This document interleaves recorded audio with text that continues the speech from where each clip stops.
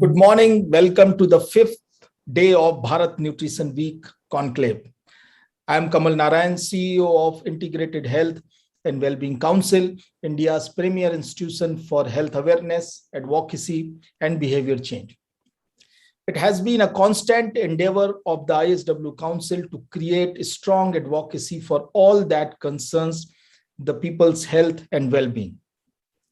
This second edition of Bharat Nutrition Week is one such major initiative that brings together policymakers, experts, clinicians, social influencers, the public, and even children through a series of thought-provoking activities to make them contribute towards good food and nutrition for all. Let us take a look at Bharat Nutrition Week's journey so far.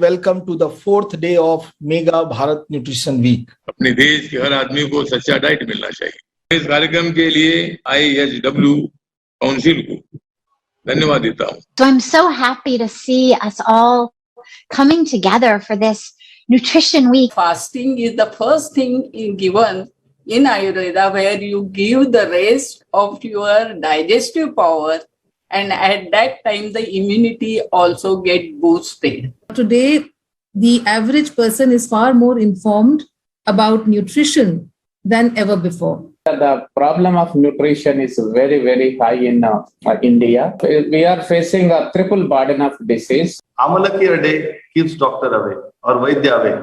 Diet plays a huge role in NCDs and cardiovascular disease. Nutrition is a low priority. It is never a priority to them.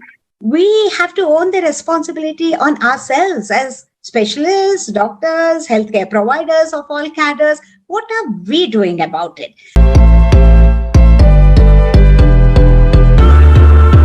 It is alarming to learn that in our country, 54% of women suffer from anemia. So we all will be agreeing with the fact that a woman needs more nutrients than a man.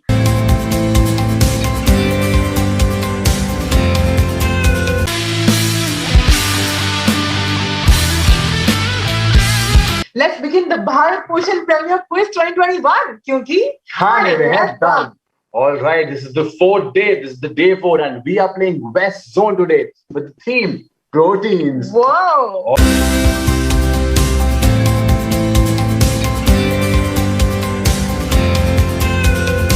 Tie between the calcium warriors, the DC champions, and the immunity boosters. We have come to a situation where we will put the 3 teams in a lucky draw, and one lucky team will go to the finale on 6th September.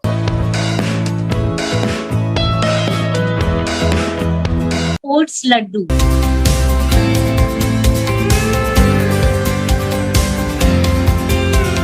Laddu is ready.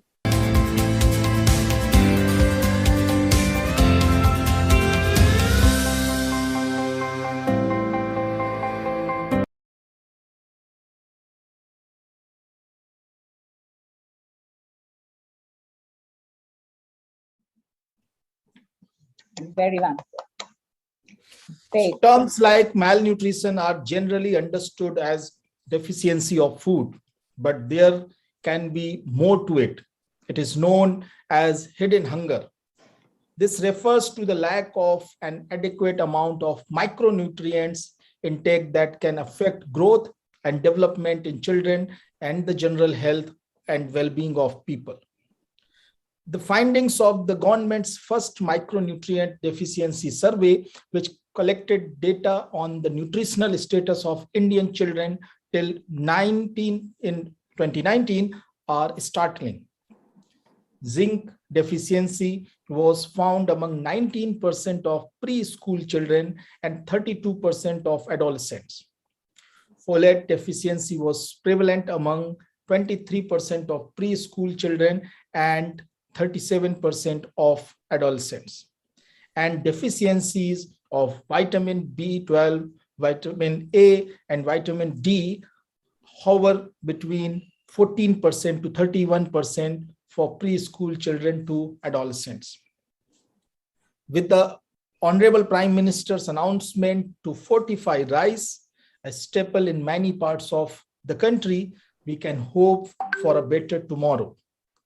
Rice is the fifth item to get the government's fortification push after salt, edible oil, milk, and wheat. But this is probably only the beginning. To understand and deliberate how India can tackle the glaring triple burden of malnutrition and how improvising the food system and integrating it with that of health, and how much interventions like food fortification can help in the building of a healthy, productive nation, we have today with us a galaxy of very distinguished experts. So let me welcome Dr. Chandrakant S. Pandav. He is a former professor and head of the Department of Center for Community Medicine at AIIMS, New Delhi. He is known as the Iodine Man of India for his relentless efforts and unwavering commitment towards bringing to light the dire consequences of iodine deficiency on health. Padma Shri Dr. Pandav is a member of the National Council on India Nutrition Challenges under Poshan Abhiyan. He is also a consultant on iodine deficiency disorders to WHO for over 60 countries. We also have with us Dr. Deepti Gulati, nutrition and public health professional. Dr. Gulati is the former head of program at Global Alliance for Improved Nutrition, GAIN, in India, and was leading its nutrition and food fortification portfolio. She has a rich work experience of 42 years, and her areas of specialization include nutrition, food fortification, food security, public health, capacity building, and policy advocacy. Dr. Gulati's effective policy advocacy and efforts to build the food industry's capacity for food fortification has resulted in 45 staples reaching over 890 million people across India. The leadership she provided for the effective implementation of an innovative community-based project for the management of acute malnutrition in Rajasthan helped over 20,000 young infants and children recover from severe acute malnutrition. We also have with us Dr. Supreet Kaur, Senior Policy Advisor with Global Alliance for Improved Nutrition GAIN in India office. She is a public health and nutrition specialist with more than 16 years of work experience. She did her doctorate in the domain of nutrition from All India Institute of Medical Sciences, AIIMS. She has also worked extensively at the community level in maternal and child health, childhood obesity, anemia, food fortification, severe acute malnutrition, and more. Prior to joining GAIN, she was with Niti Aayog, the government of India's premier think tank, where she coordinated all tasks related to National Nutrition Mission or Poshan Abhiyan. Last but not the least, we are joined by Dr. Sakshi Jain, National Program Manager, Food Fortification Nutrition International. Sakshi is a postgraduate in food technology with more than a decade of years of experience in the food sector. She has significant exposure in managing national projects and dealing with diverse stakeholders, including state and central governments, food business operators, NGOs, policy regulators, and health practitioners. She has worked with reputed organizations such as Food Fortification Resource Center at Food Safety and Standard Authority of India, FSSAI. So welcome all our esteemed guests today. And I think Dr. Pandav has still not joined. So let me begin with Deepti ji. Deepti ji, you know, the kind of intervention you have brought, I was, kind of citing some of those numbers. 890 million people, kind of this staple fortified food could reach. I would like to understand first that what are these micronutrient deficiencies and what are the associated health burden with that? Thank you so much for giving me the opportunity to be on this interesting panel.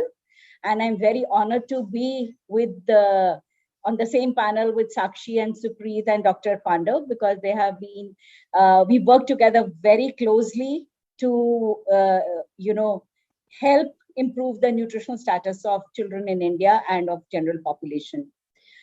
Now, when you talk of micronutrients, when we say micro means they're needed in very small amounts. These are vitamins and minerals. They are needed in milligrams, but they are so essential. Why we say hidden hunger? Because if you're hungry, your body gives you a very strong signal that you need to eat. And then you can eat anything, be it biscuits, or be it rice, be it chapati, be it burgers, whatever it may be, to assuage the hunger pangs. But if there are micronutrient deficiencies, they don't scream out aloud like hunger. They just whimper inside, and they give signals which you normally will not associate with the deficiency. For example, you remain tired because you don't have energy, and that's because you have anemia. And जिसे हम खून की कमी कहते हैं. So, it is the blood that carries oxygen, and if you have less blood in your body, less hemoglobin in your body, then your oxygen carrying capacity is reduced. You feel very tired all the time because for everything you need energy. Then when you look at iron deficiency, it not only causes anemia, it also leads to cognitive it has cognitive implications. So cognitive development, that is the mental development, is also impacted. And when we see a lot of mothers saying mere bacche ko to padhne mein interest hi nahi hai, the child doesn't want to study, the child just is not interested, does not perform well in the school, they think that the child is naughty. But the fact is that child has iron deficiency, and his cognitive capacity is reduced. He has no interest, which leads to bad school performance, and it can even lead to, absenteeism, and then finally school dropout. And we blame it on the attitude of the child, whereas it is iron to be blamed. Then we have B vitamins. B vitamins have a very wide-ranging impact on our health. They impact our nervous system, they impact our anemia, they impact our overall well-being. And when we talk of folic acid, which you were mentioning, those children who survive and have folic deficiency is one thing. But if the pregnant mother has folic acid deficiency, then it is quite likely that she would give birth to children with birth defects. And it is no fault of the child that the child is born with neural tube defects and with a spina bifida, which is born with an open spine. These children may not survive, and those who survive are incapacitated in many ways. And that's not fair to the child or to the mother. And what's her fault? That she did not know about folic acid deficiency. Through the health system, we give iron folic acid tablets to women. But folic acid deficiency impacts in the first 6 weeks of life, when first 6 weeks of pregnancy, when a woman doesn't even know that she's pregnant, and the damage is done. So we need to have folic acid, iron, B12 in our diets all through. You mentioned about, women and children suffering. Yes, 1 in every 2 women and 1 in every 2 child is suffering from anemia and iron deficiency. But 25% of men also suffer from anemia. That is 1 in 4 men is also suffering from anemia. The result is, when you have a lot of people who are in the labor force, if they suffer from anemia, their capacity to work reduces.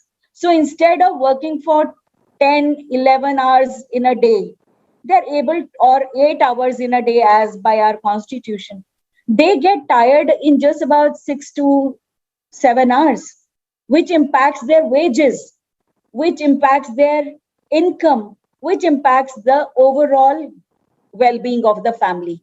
So this is what the damage is done by different vitamins and minerals. And I'm taken long, but I just want to also add vitamin A and vitamin D. They are so critical not only for immunity. Vitamin A is required for vision, eyesight. Vitamin D is so essential because it is important to absorb calcium in the body for making our bones strong. And calcium cannot be absorbed in the absence of vitamin D to a good extent. Secondly, vitamin D deficiency also leads to non-communicable diseases. Like heart attacks, hypertension, diabetes, and even cancer.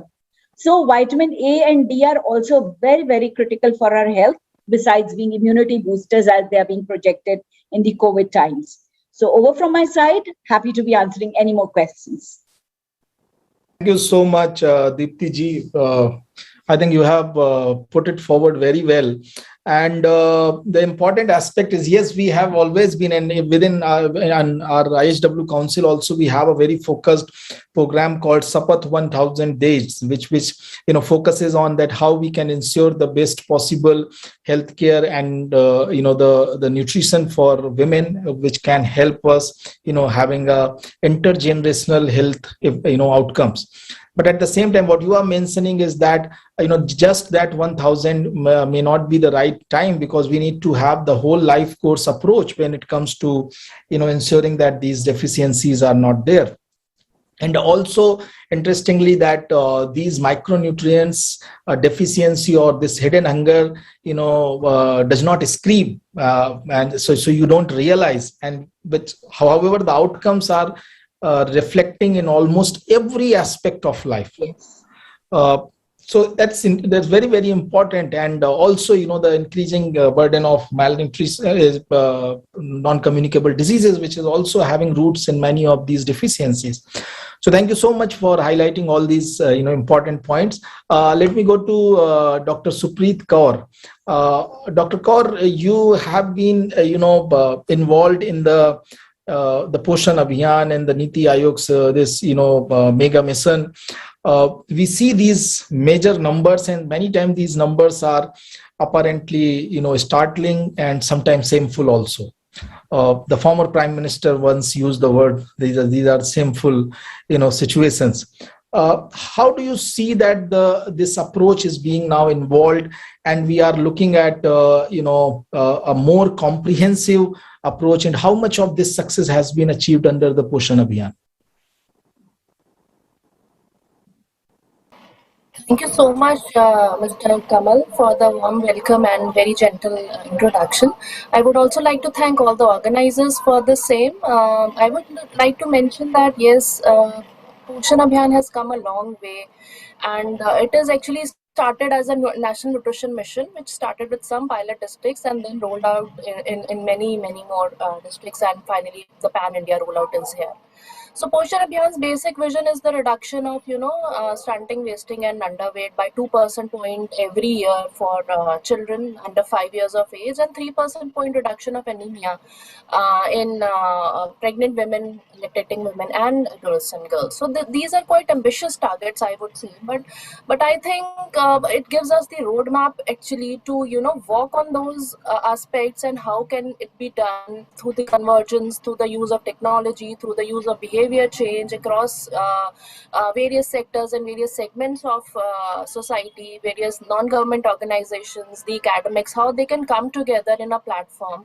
And I'm glad that nutrition has now taken the center stage, not only in India, but also globally. We have seen that through Copenhagen statements, through, UN has actually declared in 2016 that this decade will be celebrated as a decade of action for nutrition. So that gives, a boost to, nutrition related work which is being going on, and gives us the direction overall. But I would also say that this pandemic has actually threatened the long cherished, what we call the food security, especially in the low middle income countries like ours, and which has actually affected the 4 aspects, namely the availability, the access, the stability, and of course the utilization of the food. So the diets have actually become unaffordable. We have seen across that 3 billion people I'm talking before COVID-19, because we are still waiting for the during COVID pictures, that before COVID-19, 3 billion people do not have access to, what we call as healthy diet. And out of 3 billion, 2.5 billion people are living in low and middle income countries like ours. So Poshan Abhiyan and the National Nutrition Mission, along with the government's Anemia Mukta Bharat and the plethora of programs and policies which government is floating, is essential, but it needs to have a direction on the ground, because all these things are still, very superficial. They have not touched the ground much. So I mean that mechanism to do it is still, somewhere under process, we can say that. And while I talk about the unhealthy or whatever, I mean the unaffordability of the diet, it is calculated that proportion of people unable to afford even the half the cost of healthy diet ranges from 43 to 50%. And this unaffordability of the food will aggregate the problems of undernutrition, micronutrient deficiency, and of course the diet related non-communicable diseases.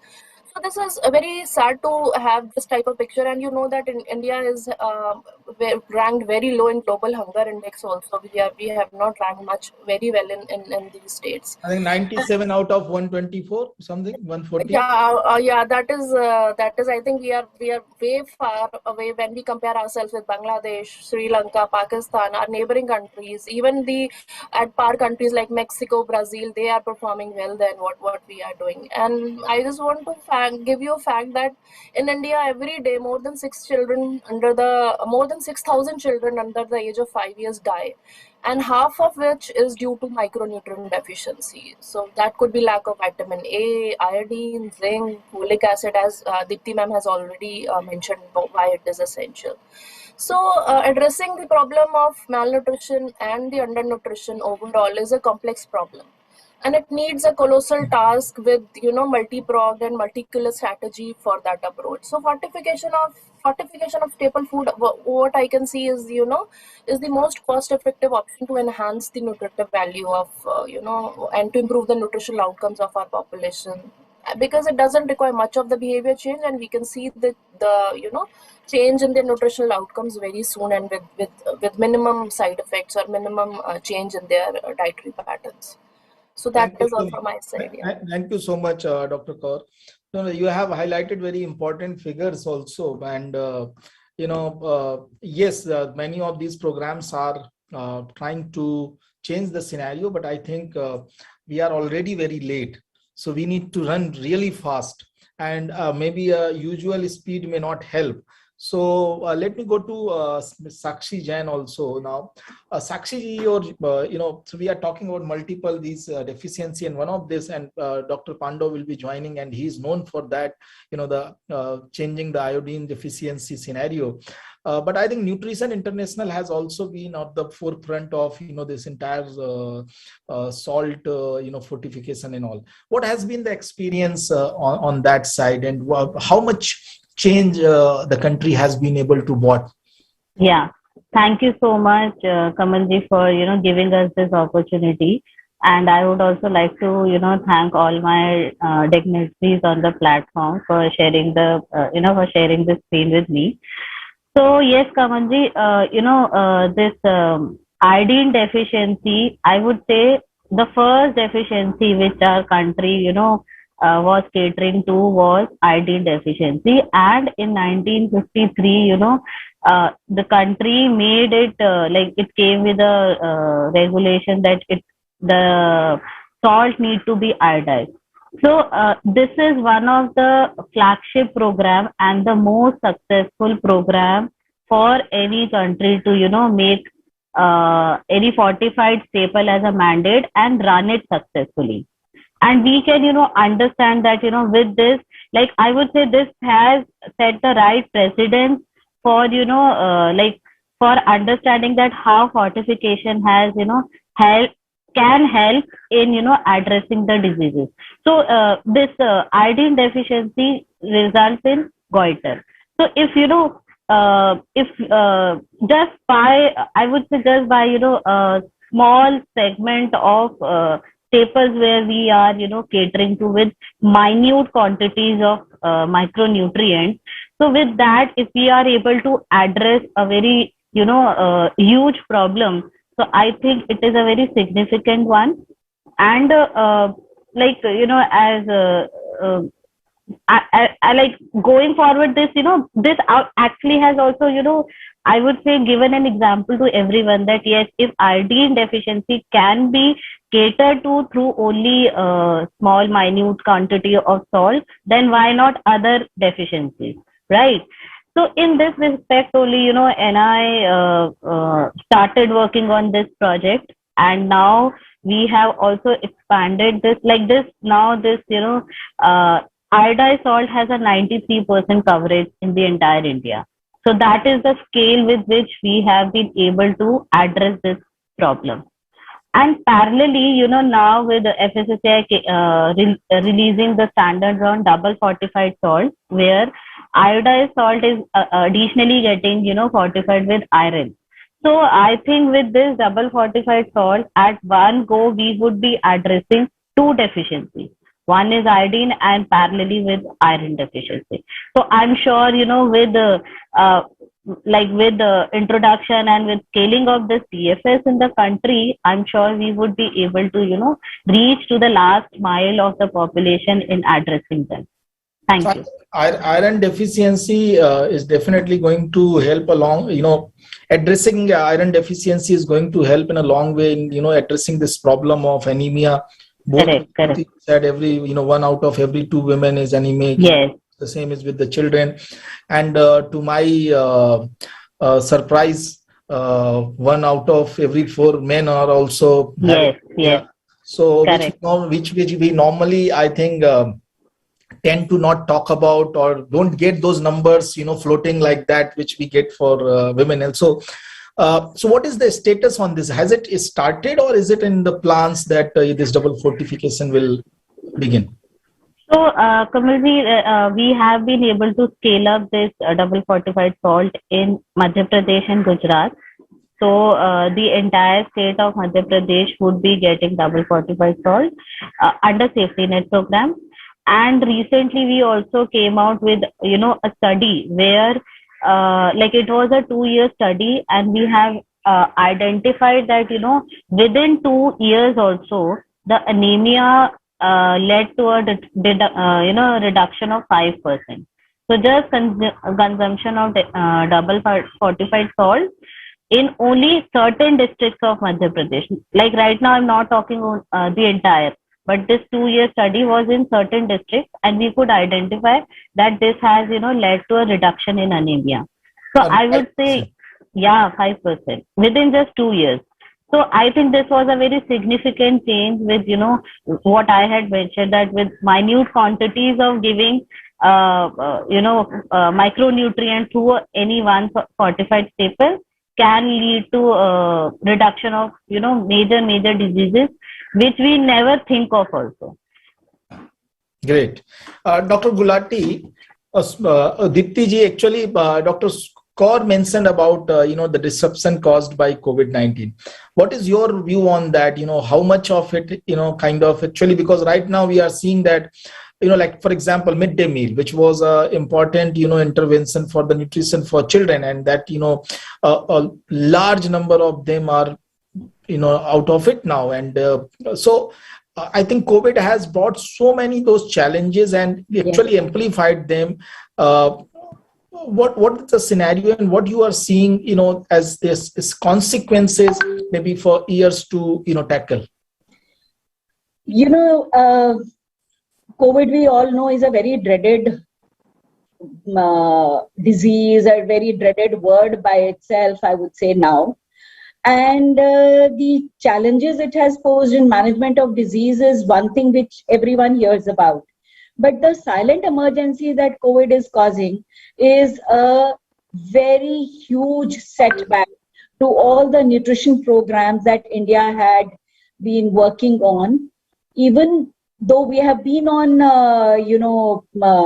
what I would say, we have been working very, very closely on different programs, even though we may not have achieved huge impact. Why we have not achieved huge impact has certain other challenges which we can discuss today or maybe later. But the fact still remains that all what we had done, all what we had achieved till date would be wiped out in a big way because of this COVID impact.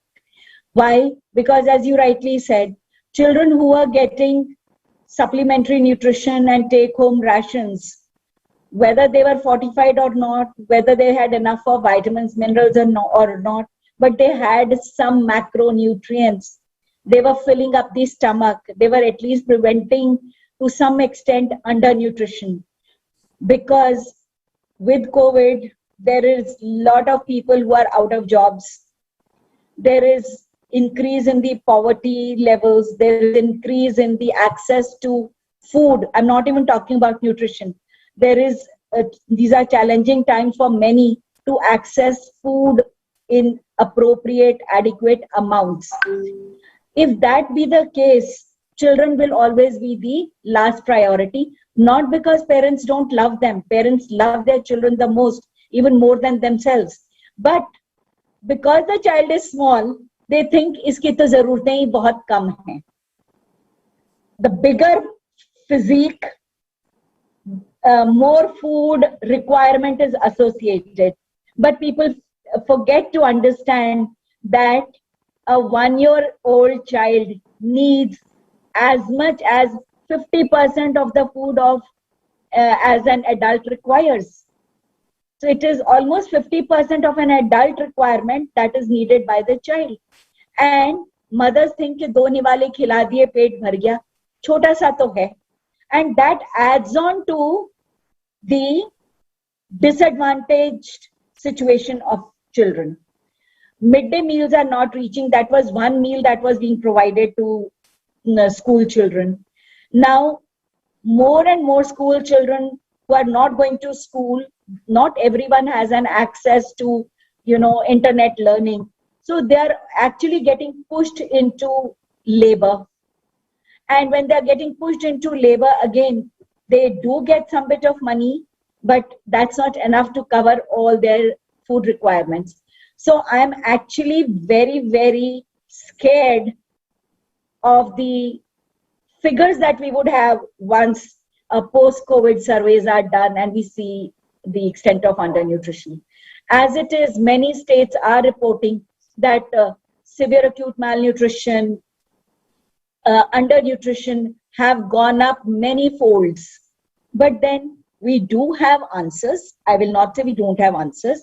But at the same time, the governments are more focused on saving lives from COVID rather than improving nutrition. And it is understandably so. But I would still say that if governments work together with the NGO partners, with the development sector partners, and have packaged, ready-to-eat foods delivered to children as take-home rations, whether they're at the school level or at the Anganwadi center level, we may be able to, halt the slide of health amongst children.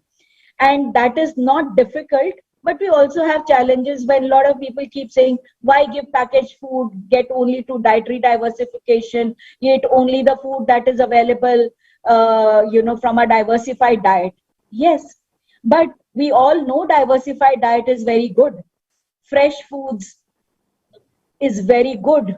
But when children don't have enough of that, should we not give them packed food, which is safe, nutritious, and also has enough of micronutrients because it is fortified, so that we can at least bridge the gap between the requirement and the hunger that the children are facing.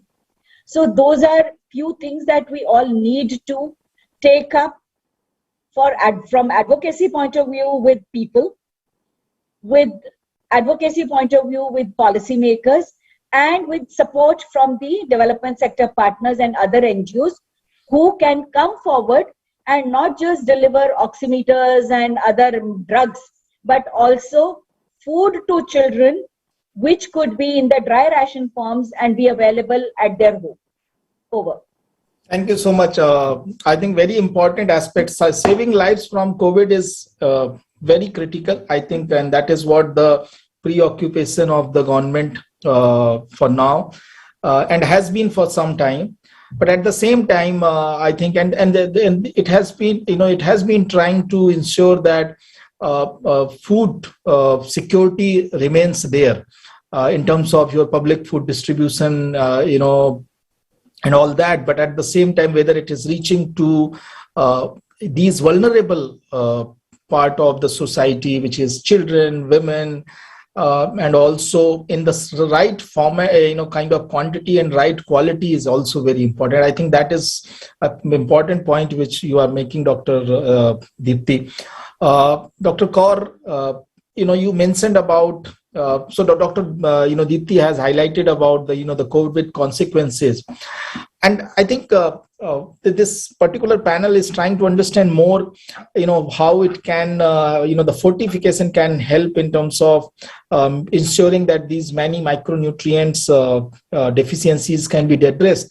What has been, some of those successful, models and case studies, and we saw one of this iodine for sure, and I think it has been wonderful, and as Sakshiji also said, that this has become a case study in that sense. What has been the the implementation of fortification in other areas in India or maybe outside, which you feel can be very, very aptly replicated here in our country also? Yeah, so this is a very important question because it clears the doubt in the mind of the people that fortification is still a phobia in India and it has to be, backed up and all those things, bashing and thrashing is going around in the media also. So for answering this, I would like to take you back in 2012 where, Copenhagen's consensus identified micronutrient intervention, which includes large-scale food fortification also, as the #1 priority. So there exists a greater body of evidence which talks about systematic reviews, meta-analysis, and so on and so forth for large-scale food fortification, and which actually confirms the impact of food fortification on the nutritional outcomes in a positive way. So when we talk about globally, it's not a new thing. Currently, over 140 countries globally have guidance or regulations in place for fortification programs. And out of which 85 countries have mandated at least one kind of cereal, had it been maize, rice, or wheat, to be fortified with iron or folic acid. So as in India, we can see wheat flour is being eaten in many states. So we can see globally that in 1942 itself, the mandatory wheat fortification was introduced in more than 86 countries. So they have already mandated its use for the wheat flour fortification. And when we talk about edible oils, already 27 countries have mandated the fortification of oil with vitamin A. And 14 countries are those which have actually mandated the fortification of milk also. And Costa Rica is one country which actually talks about, fortification of milk with vitamin A, D, along with calcium. Canada is also supporting it with vitamin A, D, calcium, and even some folic acid also. So, I mean, there is already, word is ahead of us, and they are doing the mass fortification and the large-scale fortification at a scale which is unimaginable. So I think it's high time for India, and for India, food fortification is not a new idea. You correctly mentioned, and my other panelist Sakshi also highlighted that it is a way started in some 1960s, and it actually started with Vanaspati fortification in India in 1953. And as I already mentioned that this is the decade of action, and India has started marching towards the decade of action with the announcement of, rice fortification in PDS and other safety net schemes. It's a very welcoming step, I think, to eradicate the major micronutrient deficiency, which is anemia. So I would like to quote few examples from India studies, because there is plethora of evidence already exists, but given the time available and the scope of this program, I would just want to highlight one or two studies. There is a case control study conducted in 2019 which shows the effect of fortified rice in Gujarat. So it shows that there is a significant reduction of anemia prevalence by 10%, and the cognitive scores are improved by 11.3 points for the children who have consumed this fortified rice. I think that is, the study period is around, I think, 8 to 10 months. I'm not able to recall. It's either 8 months or 10 months. Other studies like, which studied the impact of fortified wheat flour on anemia. The study was done in Darjeeling, and it found that there is a decreased prevalence of anemia in all the vulnerable population like pregnant women, lactating mothers, adolescent girls, and of course the young children. There is another study which is a randomized double-blind control which was done in Bangalore and Pune, which showed that when the wheat flour is fortified for iron deficiency, it not only improves the iron body stores but also the cognitive performance of Indian studies. So these are the few examples. There are much studies which are available for rice fortification, how it has impacted, milk and oil fortification, how is it impacted. So all the studies are done in the controlled design without any conflict of interest, and they have shown the positive nutritional outcomes in terms of improved micronutrient status, improvement in their heights, improvement in their cognitive scores.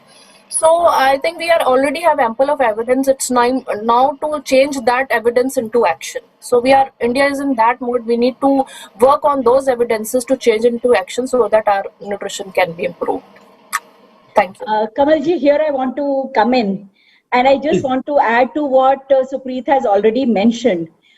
That the study, that CNN study that you are quoting, which you said that we have such high levels of vitamin A deficiency amongst children and anemia.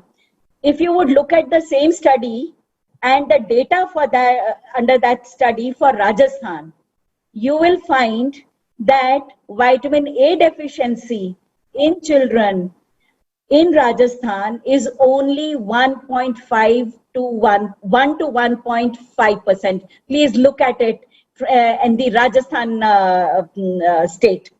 Why? When the national average is about 21.5%, how come Rajasthan, which is considered to be a, not a, from a nutrition indicator deprived state, how come Rajasthan is doing so well? Again, the credit goes to all the work that development sector partners have been doing, especially GAIN. And I'm very proud to share that, because GAIN was working on oil and milk fortification with vitamin A and D in Rajasthan since 2012. This survey was done in 2018, and in 6 years' time, Rajasthan has shown such wonderful figures. When the CNNS data came in, I actually looked at it with magnifying lens, because I just couldn't believe that it was 1. I thought maybe I was missing out on a 0. But yes, it is only 1 to 1.5%. And that's amazing. And that's CNNS data is not anyone's data. It is Government of India's data. Similarly, when you look at the National Family Health Survey data of 2000, National Family Health Survey data of round 4, which was collected in 2015-16. GAIN had introduced fortified wheat flour through the public distribution system in 2012 to 2014, reaching 68% of the population. And when the NFHS4 data was collected, the anemia levels in Rajasthan amongst the women were 43 to 44%, compared to the national average of 53%. Even amongst men, the anemia levels in NFHS4 in Rajasthan were just about 17% compared to the national average of 23%. And these are NFHS4 is again Government of India's Ministry of Health's data, not our data. So that shows that when you do fortification of staple foods, at the population level, it makes the difference. And hence, fortification is a very, very good, comprehensive, complementary strategy, along with dietary diversification and vitamin supplementation, micronutrient supplementation, which would help to bring down the such high, shameful levels of micronutrient malnutrition. Thank you so much, Dr. Deepti, for highlighting that. See, from a health enthusiast and somebody who is just feel that health should be the basic fundamental right for everyone. I feel, and I'm just asking a very, very simple layman question on it. If 86 countries can do something, 27 countries can do something, the state of Rajasthan can do something, Then Dr. Kaur also highlighted some of the case studies of Darjeeling or Pune or Bangalore, where not as great a difference has been recorded as you mentioned about, against the national average of almost 20+% to 1 or 2.5% scenario in Rajasthan, especially for vitamin A. If Rajasthan can do it, my simple question, why we are not able to do it at the scale of the entire country? And if it has been a shameful number, it's a shameful situation for any family for that matter. If we know that we are hungry, whether it is known hunger or unknown hunger, hidden hunger or open hunger, if we know we are hungry, the first and the foremost thing any family would try to do is to get food. So if we know that our country is hungry, whether it is for micronutrients or for macronutrients or for staple food, what stops us, bringing that food to them? I can try and answer that. It is that we are too democratic, number one. Sorry for being so blunt. The fact is that Government of India has already put to invite comments on mandatory fortification of edible oil and milk with vitamin A and D. National Institute of Nutrition's own data shows that 82.5% of population has vitamin A deficiency at serum level, that is at the blood level. It may not be reflected in the, actual action, but at the blood level we have vitamin A deficiency, or the people have they are consuming less than 50% of their day's requirement. 62% have deficiency at the population, at the serum level. When we talk of vitamin D deficiency, 35 to 94% of population across India is suffering from vitamin D deficiency. Keeping that in mind, Government of India, FSSAI, put it on its website in December, inviting comments from the general public to make vitamin fortification of milk and oil mandatory, and this is under process. For rice, we have already started that rice fortification of the fortification of rice distributed through the public distribution will be made mandatory. Third, we are talking about wheat flour fortification. Wheat flour fortification has its own little bit of challenges because it is a fragmented industry, and wheat flour fortification is best done at a commercial level, at a bigger level, because the proper mixing can be done. So though the wheat flour fortification may be a little bit of challenge if we make it mandatory, but double fortified salt, like fortifying salt with iron and iodine, fortifying milk and oil that everyone consumes with vitamin A and D, they're all in the process. We would need your help, sir, to push the industry, to push the government, and to put a tape on the naysayers' mouth that food fortification is very good strategy. It has brought in good results, and we should all go ahead and make it a successful program. Thank you so much. So we are now joined by Dr. Pandav, the man who has made history in terms of bringing the iodine deficiency, eliminating iodine deficiency from our country. So Dr. Pandav, we were discussing that the kind of case studies or success stories has been written in eliminating iodine deficiency, I think up to a large extent, and there are many other case studies and then success stories. Dr. Deepti was mentioning about how Rajasthan has done remarkably well in reducing vitamin A deficiency among children. So how we can replicate something which you have shown a great results, and you are now kind of advising and guiding almost over 60 countries across the world. how India can kind of fix these issues at home.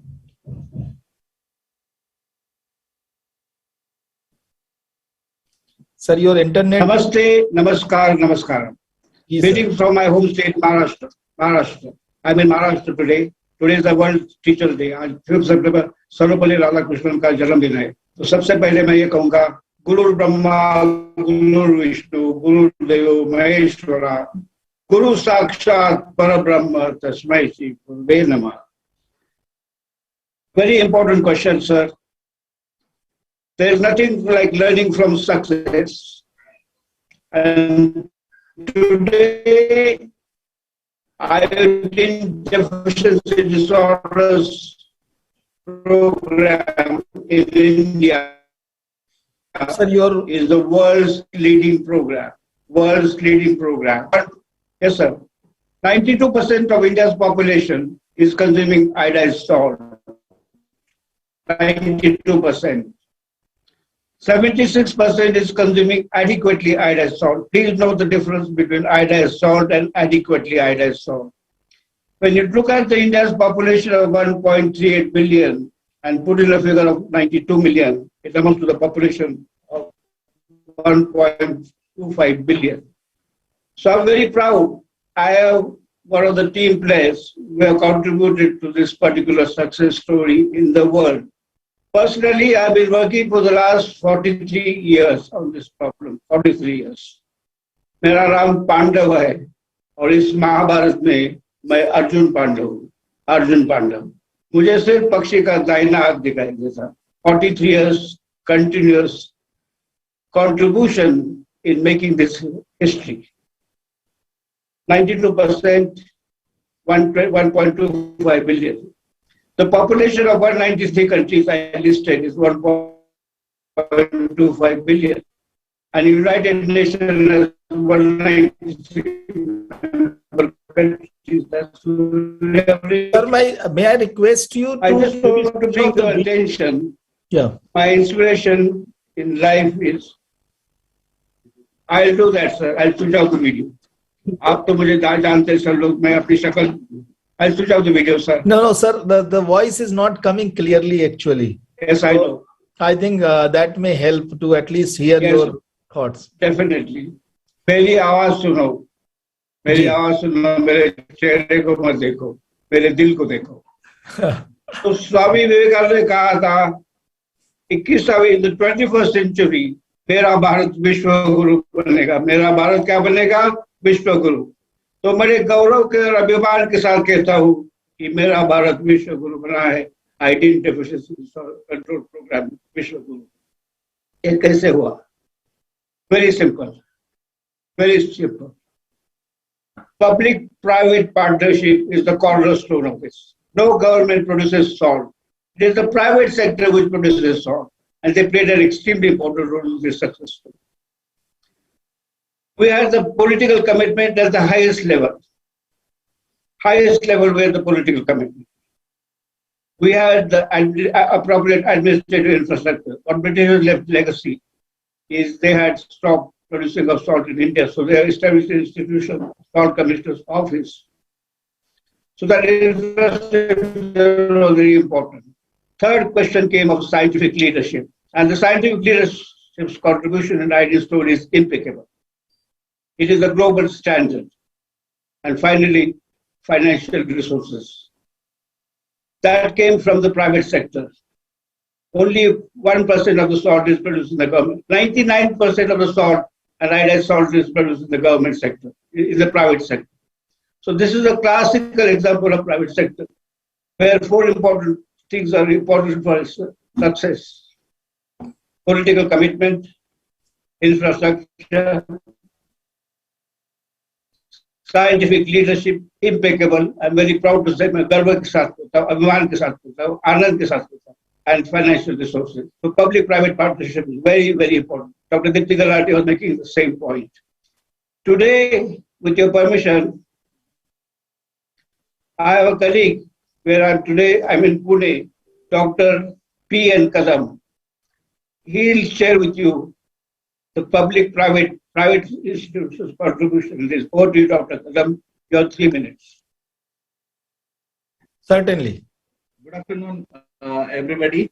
Good afternoon, everybody. Myself, Dr. Panduranga Kadam from Pune, and I'm an modern medicine graduate, simultaneously working on psychosomatic disorders and especially on the nutritional deficiencies and a phyto model of immunotherapy since last 12 years. So starting from the different deficiencies, what Dr. Dipti was mentioning and all the other speakers are already mentioning the same thing. My basic work, I have diverted from the regular allopathic or modern medicine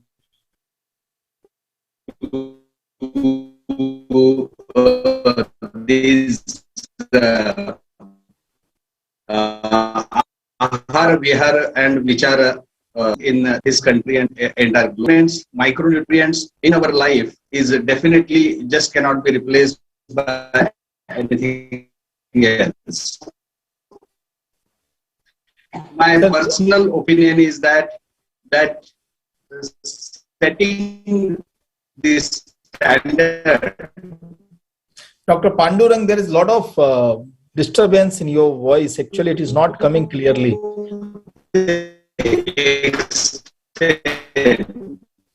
That each and everything what we are eating, if we are conscious about, if each and everything we are getting, if it is number of diseases and disorders in the world, okay, is it clear? It's. I think it has a lot of lag. Because, I think Dr. Pandurang, let me connect back. Can you hear me? Yes, sir. Can you hear me? No, sir. It is not clear. So hello. I think can you hear me? Dr. Pandurang. Just we will check with the connectivity. Yeah, and we'll get back. Please check the connectivity. We will try to connect again. With the till that time, is this laptop? Yeah. Can you hear me right now? Okay. Better. You please continue with some other speaker and we'll get. Yeah. Please. We will look forward to. Yes, sir. Kamal, can you hear me now? Yes, sir. Yeah, we'll get because this computer is only loyal to me. Kamal, sir, please go ahead.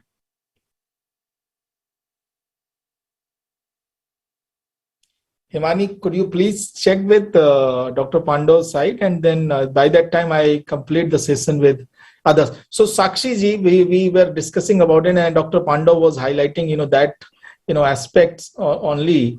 So, what are the other challenges Dr. Deepti tried to put forward it that being a lot democratic is one of the area and the challenge which we are facing when it is, kind of ensuring that fortification resistance. Since you people have seen, this case study and success story of iodine, what are the other challenges you are facing? Like, one point Dr. Pando just mentioned that there is a difference between,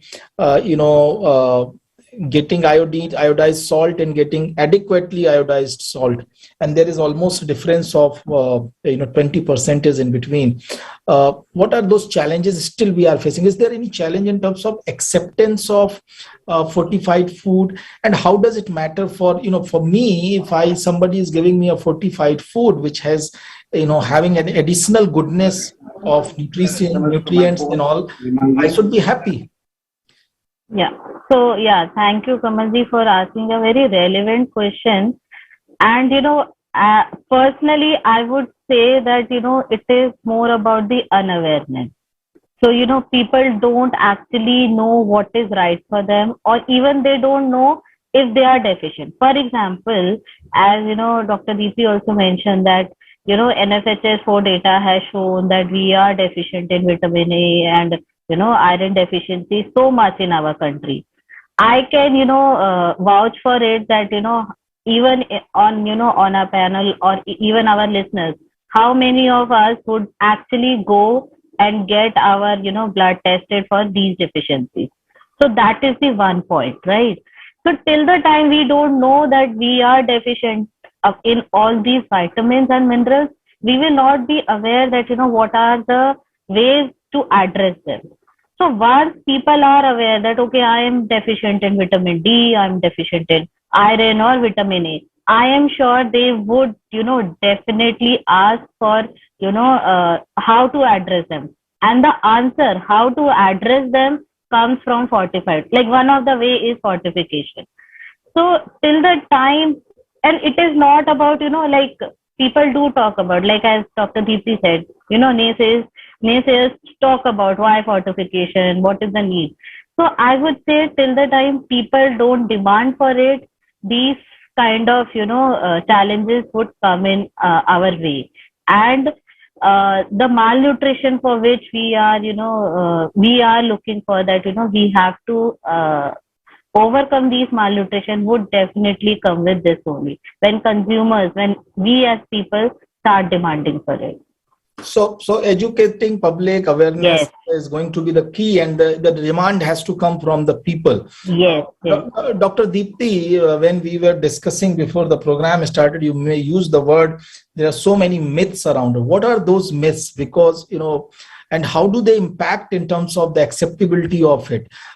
Because what I think is that everyone who is going to, pick up a milk packet, so definitely try to see that whether it is, fortified, and if it is fortified, actually it is, much more helpful. They should ask that, oh no, I don't, like we have started asking, that the salt should be iodized. However, many of the people is still connected with the free flowing rather than it helps, because many of the advertisement shows that free flowing iodized salt. So many people don't know that iodized means it helps me getting out of those goiters or something, with health complications. They feel it is related to quality of the salt.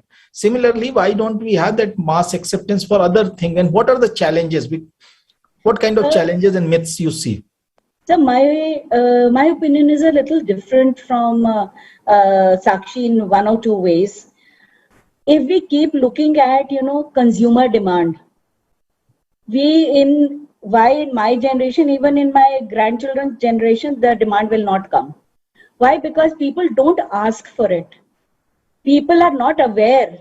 People are not even aware of good hygiene practices, leave alone, consuming fortified foods. Tell them about hand washing, it becomes a big challenge. Safe drinking water is a big challenge. Then fortified foods ka to kya hi kehna. Now, when we talk of public health measures, the public health measures should be taken by the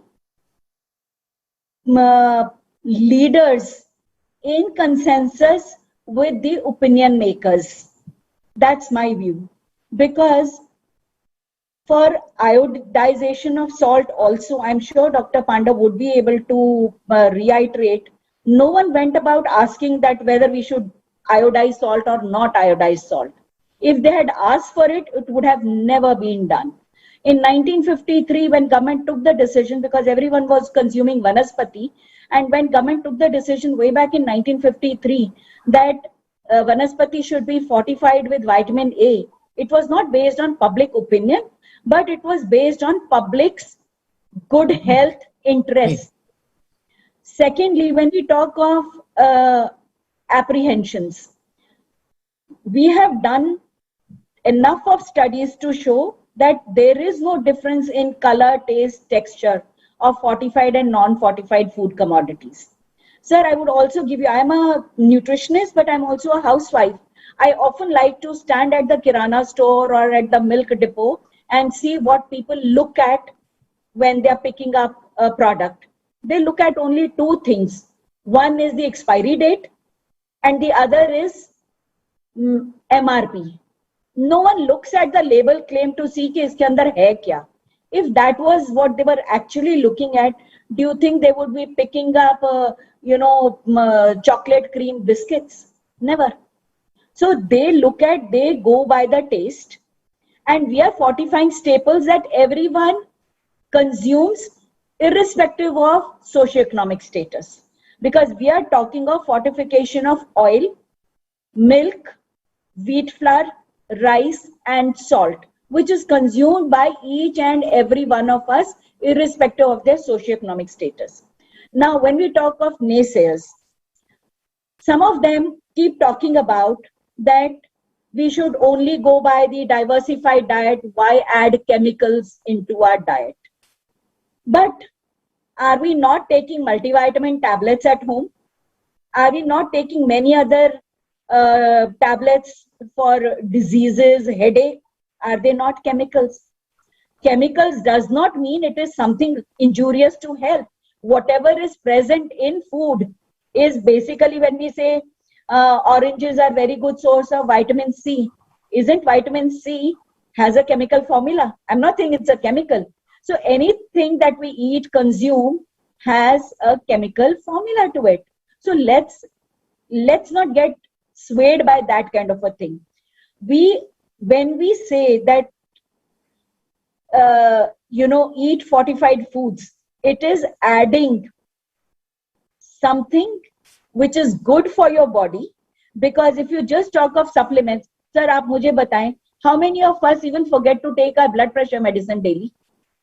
We forget to take any other tablet daily. And do you think we will remember to take micronutrient tablets? We give iron folic acid tablets to, and then people start talking of, oh, there will be a burden of micronutrients on the body. Again, those naysayers. How can it ever be a burden or a toxicity or something harmful that can come from fortification? Because fortification is just done at 25 to 30% of your day's requirement. We are adding only 5 milligram of iron per 200 gram of rice or wheat flour. Whereas when we are giving iron folic acid tablets to women, we are adding 60 milligrams of iron. So if iron folic acid tablet to adolescent girls, to pregnant women with 60 milligrams of iron does no harm. 5 milligram of iron per day through food can never do any harm. Similar is the case with vitamin A and D. They are added at just 20-30% of your day's requirement. How can they ever harm? So those are the myths that we need to bust. But if I was to be given a free hand, I would just go ahead and make it mandatory to fortify milk, oil, and rice, and double fortified salt, because this is in public interest and for public good.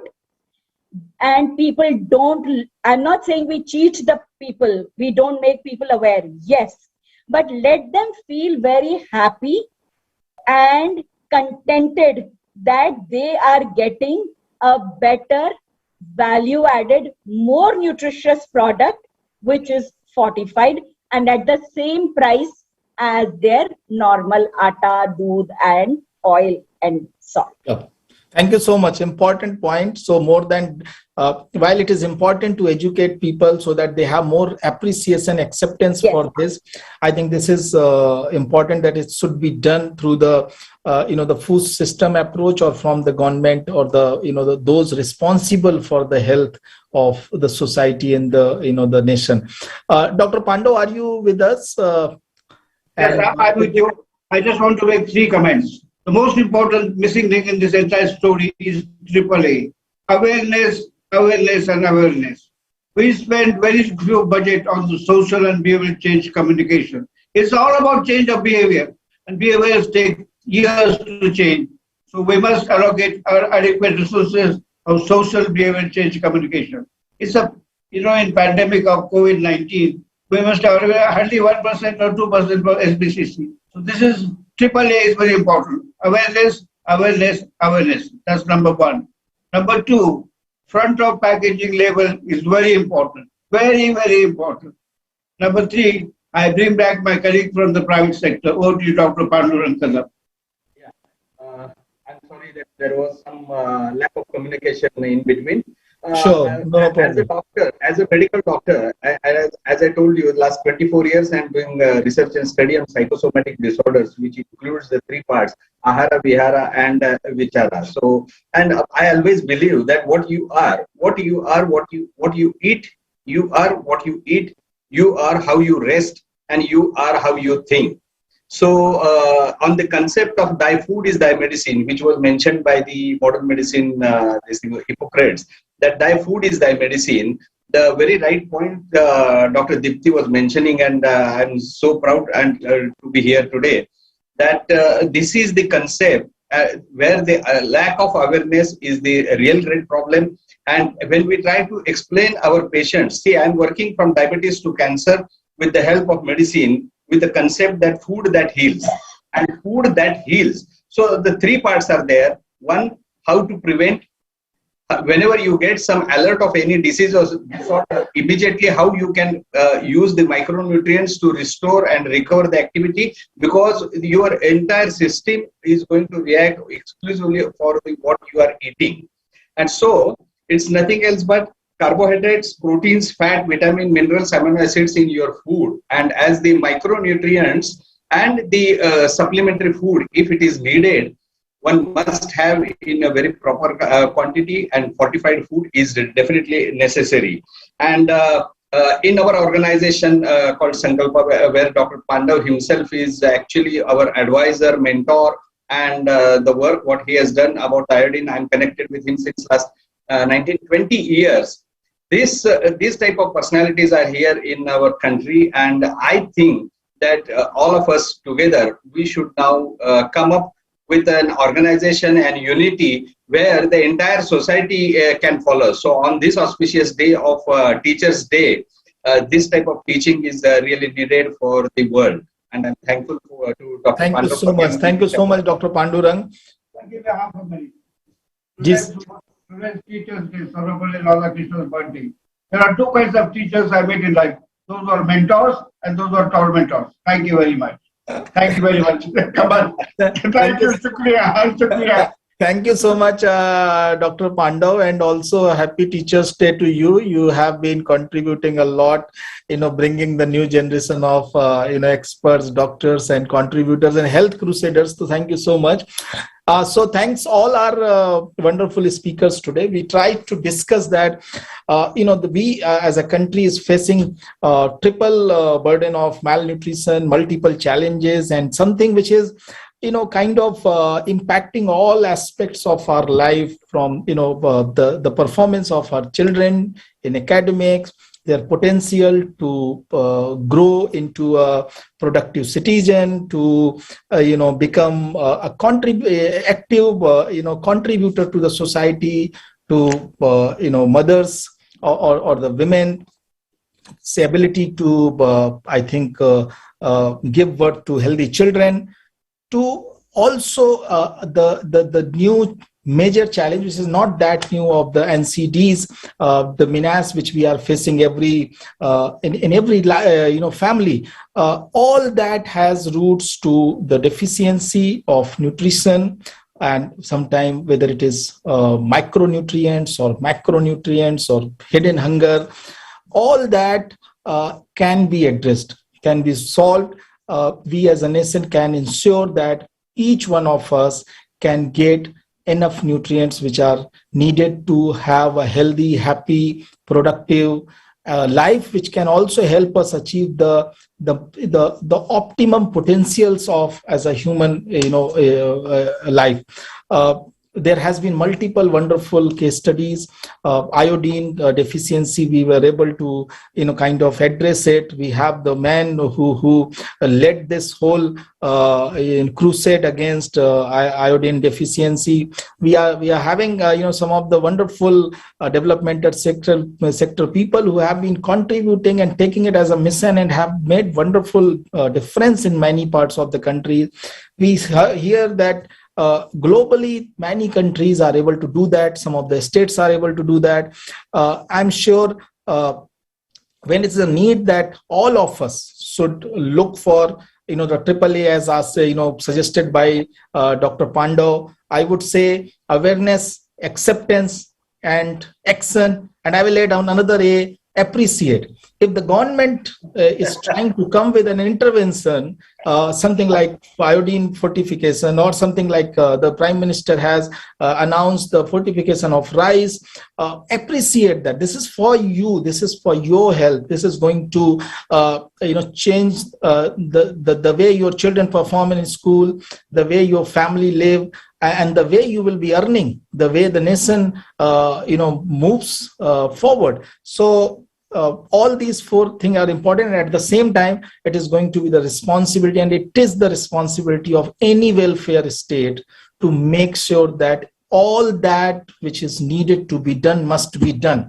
And for a country like ours, it must be done as soon as possible. We have already spent 75 years. We have done a lot is left to be done, and we must kind of come together to make sure that the next 25 years, when we reach to the 100 years of our free nation, all these baggages are left far behind. So thank you so much.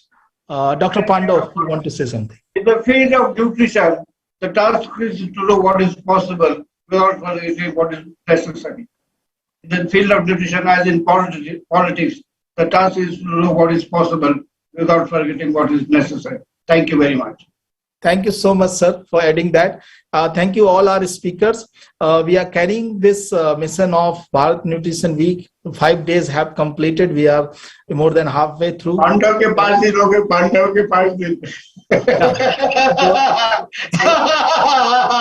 So next 2 days, we will be connecting back to all our audience with a lot of new experts and thoughts which can help you stay healthy and stay happy. Thank you so much, all of you.